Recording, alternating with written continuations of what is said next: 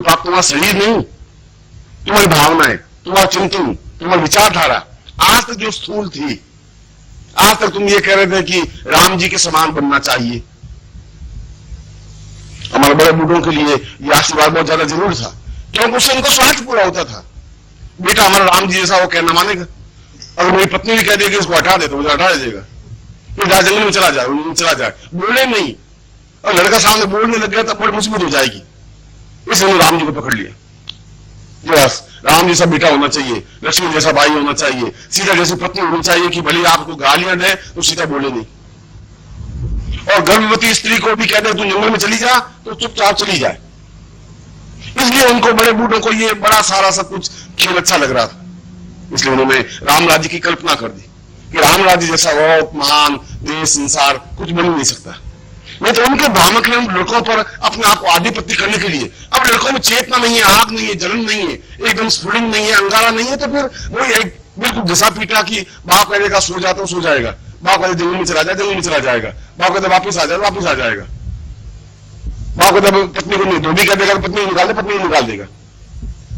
ऐसा जीवन नहीं चल सकता। ऐसा जीवन तो वहां से शुरू हुआ, अगर राम राज्य से या त्रेता शुरू हुआ, आज तक हम इतने कायर बुद्धि लोग 1000 बार गुलाम बने, सैकड़ों बार गुलामी की जिंदगी में जकड़े थे।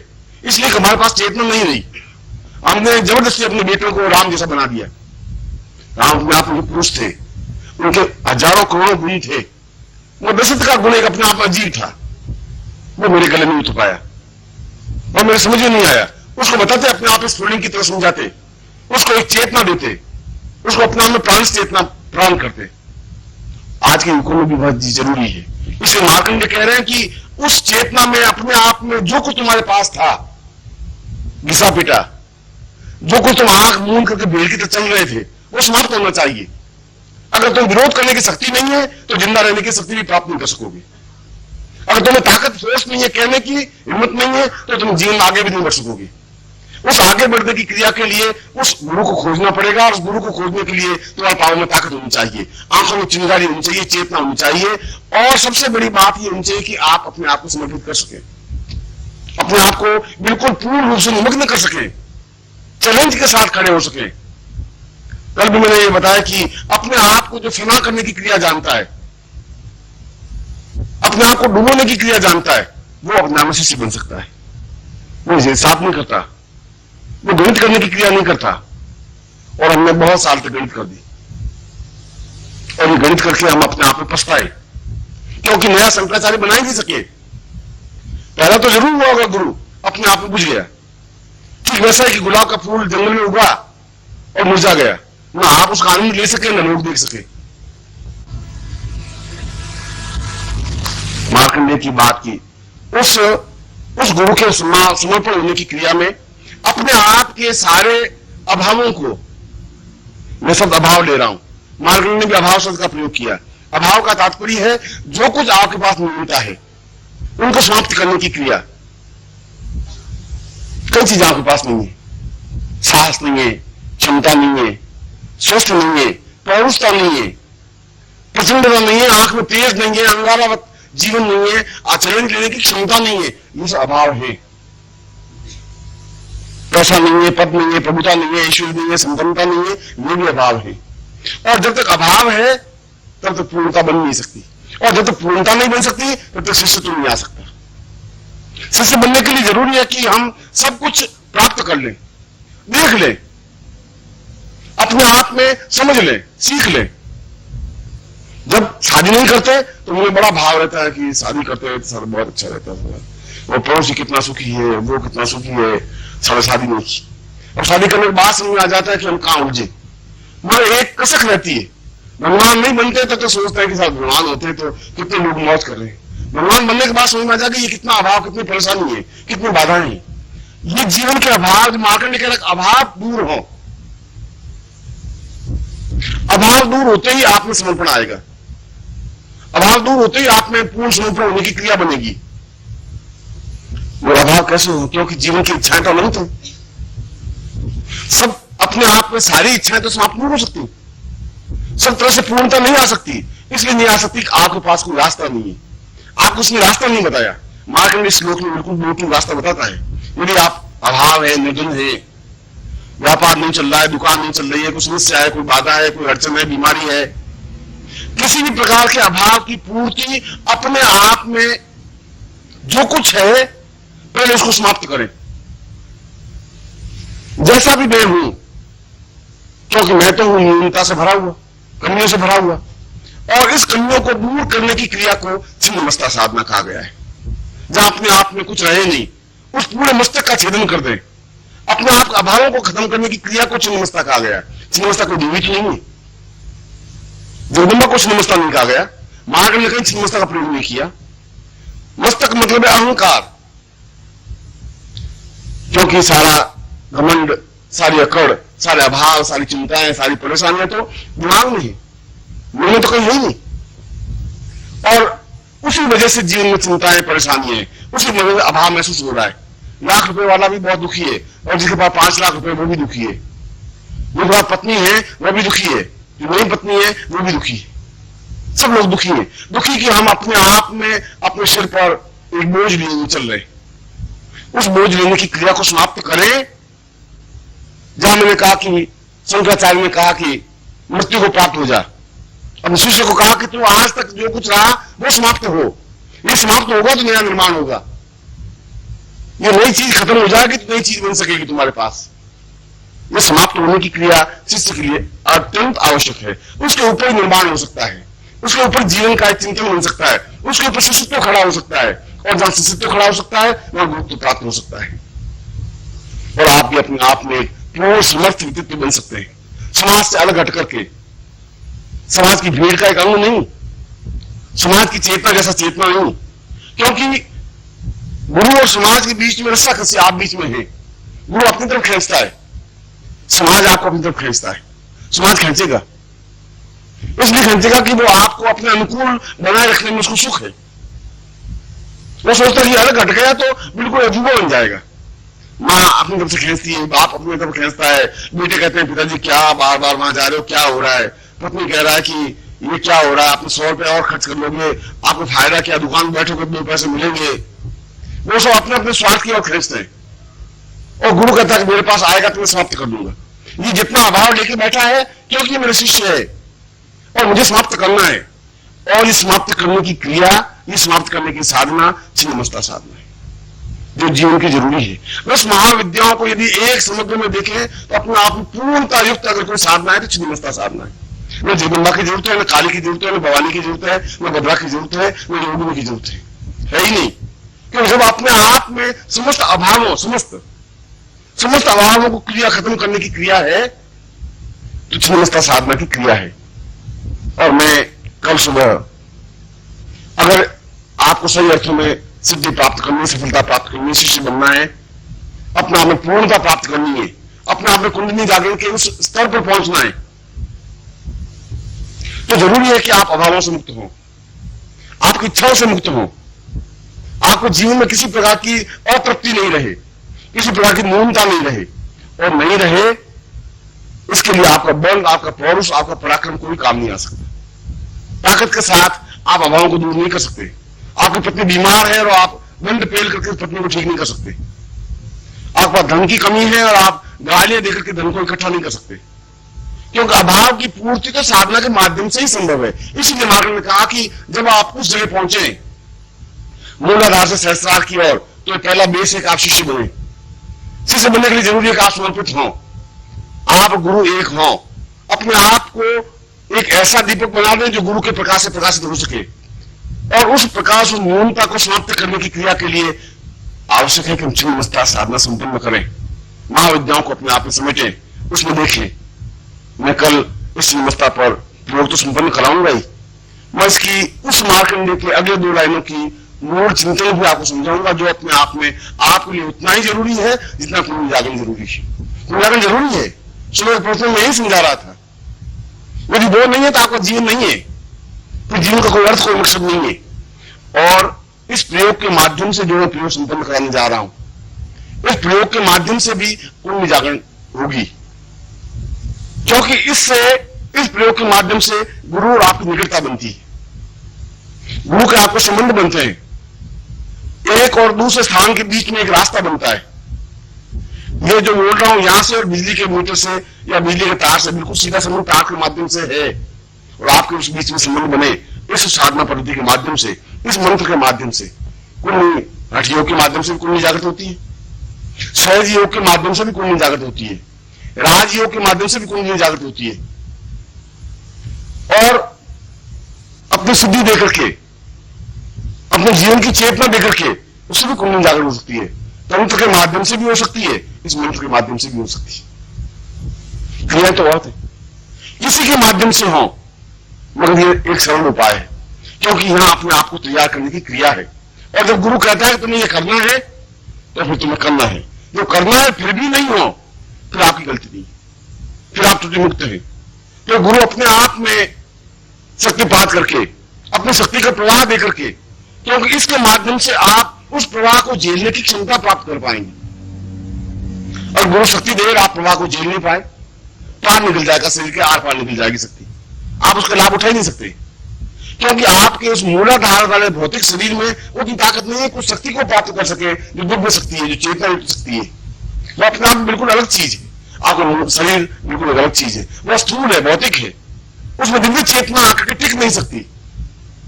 उसके टिकने के लिए उसका बेस होना चाहिए, आधार होना चाहिए, और ये मंत्र, ये साधना उसको बेस बनाती है, ये आधार बनाती है, उसको चेतना देती है, उस शक्ति को प्राप्त करने की क्रिया करती है। यदि मुझे इस शरीर में शक्तिपात करना है, तो आपका पात्र बिल्कुल सही होना चाहिए, आधार मजबूत होना चाहिए, और यह आधार इस मंत्र के माध्यम से आधार बनेगा। इस मंत्र के माध्यम से कोई जरूर नहीं है कि आपकी कुंडली जागृत हो जाए, इस मंत्र के माध्यम से यह जरूर नहीं है कि आप एकदम से सिद्ध योगी बन जाए। इस के माध्यम से आपकी पात्रता बन जाएगी, उस चेतना को ग्रहण करने की शक्ति प्राप्त हो जाएगी। यदि गुरु शक्ति दे और वो फना नहीं हो जाए, उछल नहीं जाए, तो शक्ति दी भी क्या, वो गुरु हो नहीं सकता, वो पाखंडी है, ढोंगी। गुरु इतना आसान तो नहीं होता, गुरु कहने में विश्वास नहीं करता, करके दिखा सकता है। दिखा सकता है यदि आप क्षमता के आधार पर खड़े हो, उसके इक्वलिटी पे खड़े हो, उसी प्रकार की विचारधारा लिए हुए, उतने तेज लिए हुए, उतने प्रहार करने की शक्ति लिए हुए, आपके गुरु के विचारों में साम्यता बनेगी, चेतना में साम्यता बनेगी, धारणाओं में साम्यता बनेगी, तभी आप उस ध्यान के माध्यम से, धारणा के माध्यम से, समाधि के माध्यम से उस जगह पहुंच पाएंगे। और इसीलिए इस सारे देश के लिए यह मंत्र जो प्रयोग में संपन्न करवा रहा हूं आपके लिए जरूरी है। मैं अभी इसको जागरण के प्रयोग को संपन्न करवा देता हूं, जो आपके पास साधन है, और इसके बाद वो 3 सामग्री और की ली हुई है, इच्छा और वो तीनों, उसका भी प्रयोग संपन्न करवा देता हूं। कल सुबह अत्यंत महत्वपूर्ण प्रयोग छिन्नमस्ता प्रयोग संपन्न करवाऊंगा, जो कि आपके इस शरीर का अपने आप एक महत्वपूर्ण हिस्सा होगी, जो कि आपके जीवन का एक आवश्यक तत्व होगा। सुखासन में बैठे, आपको अभ्यास करवाया, आसनों का अभ्यास करवाया होगा। आप पद्मासन में बैठ सकें पद्मासन में बैठे, पद्मासन में नहीं बैठ सके सुखासन में बैठे। जैसा आप बैठे, मैं बैठा हूं, ये सुखासन है, सरलासन है।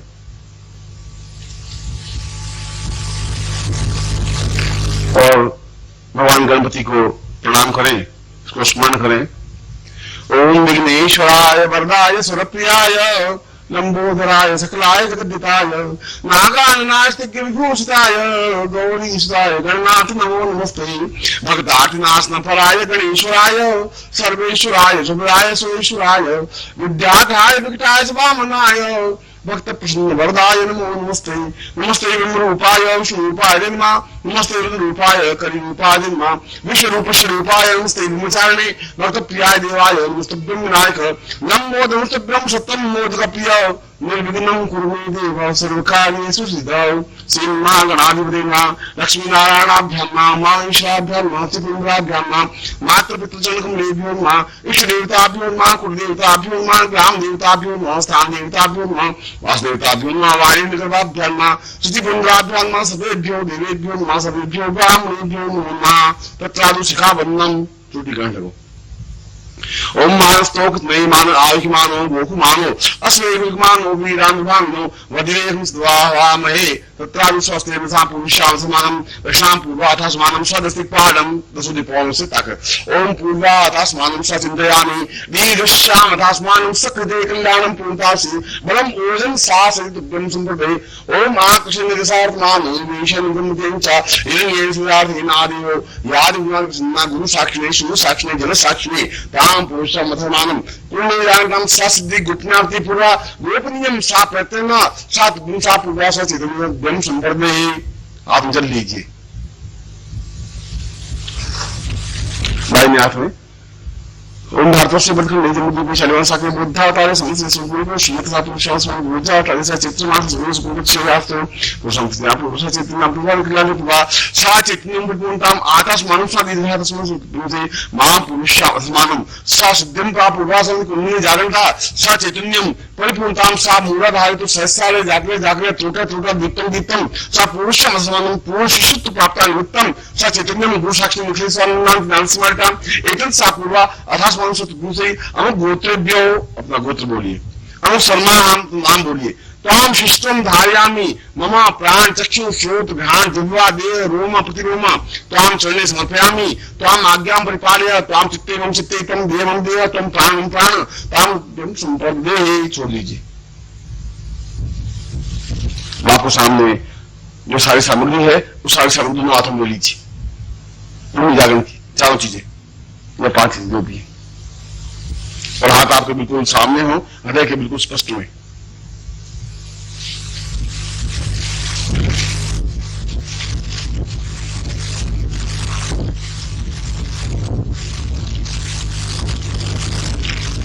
ओम पूर्वास आपकी दृष्टि उस सामग्री के ऊपर रहेगी और कमर आपकी सीधी होगी।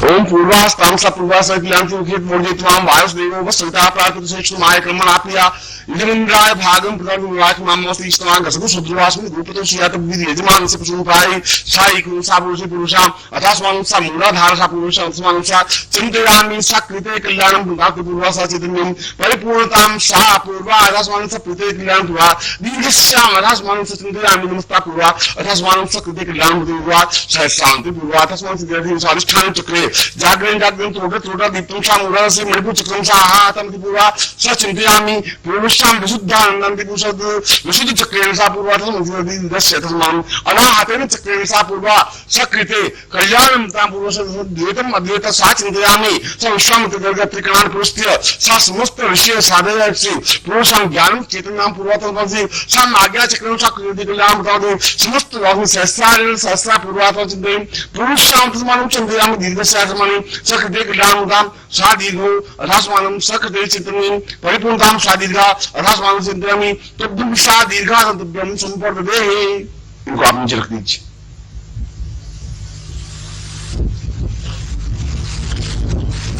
इससे पहले मैं उस दूसरे प्रयोग को संपन्न करवा के फिर इसके बारे में समझाता हूं आपको। दूसरा प्रयोग उस दिन जो मैंने बताया था उसमें तीनों प्रयोग में से यदि आपके पास तीनों सामग्री है तो तीनों, दो हो दो, एक हो तो एक। रोग मुक्ति प्रयोग, महाकाली प्रयोग और इच्छा पूर्ति सिद्धि प्रयोग।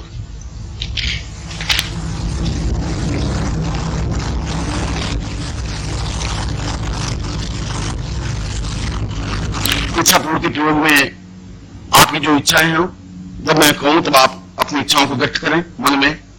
रोग मुक्ति के लिए यदि आपके कोई रोग का ज्ञान है आपके परिवार में या पुत्र में तो वह रोग मुक्त हो ऐसा चिंतन आप लें। और महाकाली में मेरे शत्रु अगर कोई है नाम है तो नाम का प्रयोग करें और नहीं तो सामान्य संपूर्ण शत्रु इस प्रकार के शब्द का प्रयोग करें। इच्छा पूर्ति में आप अपनी इच्छाओं व्यक्त करें। दाहिने हाथ में एक सामग्री ले लें, चाहे तीनों हो चाहे एक हो चाहे दो हो। राइट हैंड में हाथ सीधा कर दें बिल्कुल और खम नहीं हो।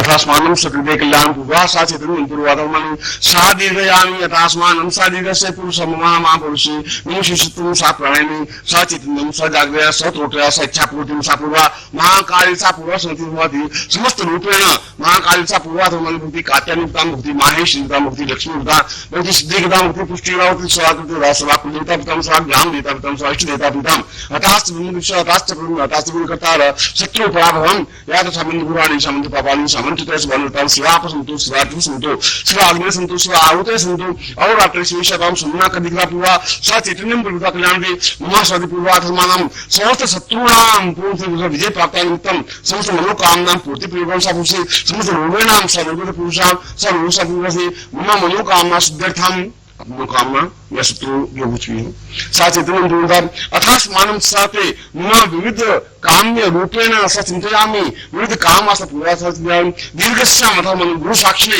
सा चैतन्यं प्रभुता सा दीर्घा तस्मात् सा तभ्यं संपर्कदेः रख दीजिए।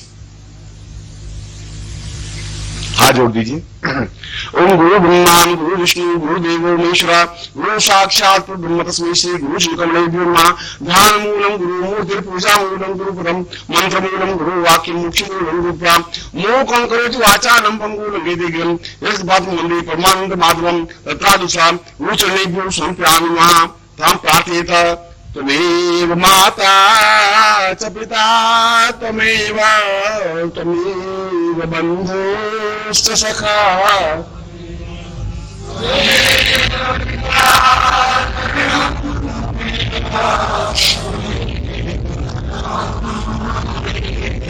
अरे त्वमेव माता च पिता त्वमेव बन्धुश्च सखा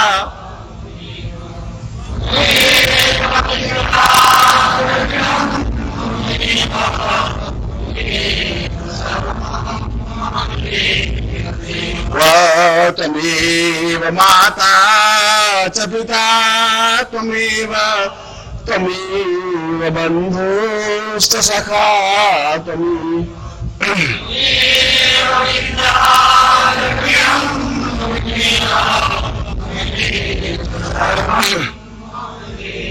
अन्याम पूजाम सांगाय सपरिवाय सायुधाय सत्तिकाय माम गुरु गणपति पुरुषाम सचिदनी तो ब्रह्म संपर्दे जो मैंने आज मंत्र आपको लिखवाया था कुंडली जागरण मंत्र, इसका आपने मंत्र जब किया होगा प्रातः काल मनु जी आप सबको आप स्नान करके बैठ जाएं और सुबह संध्या वंदन आप करें और गुरु मंत्र की 5 माला या 11 माला मंत्र जाप करें।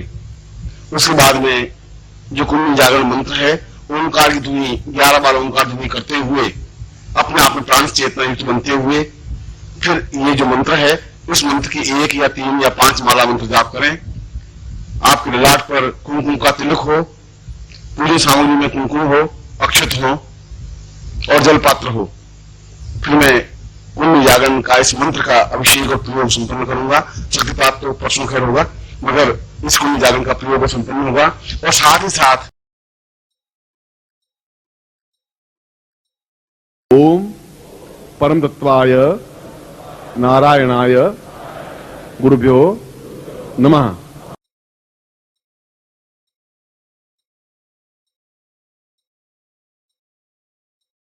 ओम ह्रीं मम प्राण देह रोम प्रतिरोम चैतन्य जागृय ह्रीं ओम नमः।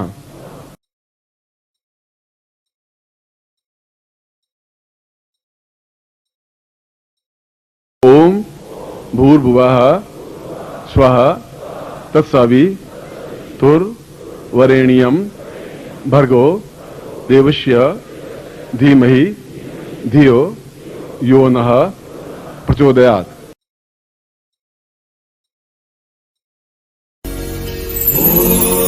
परं तत्त्वाय नारायणाय गुरुभ्यो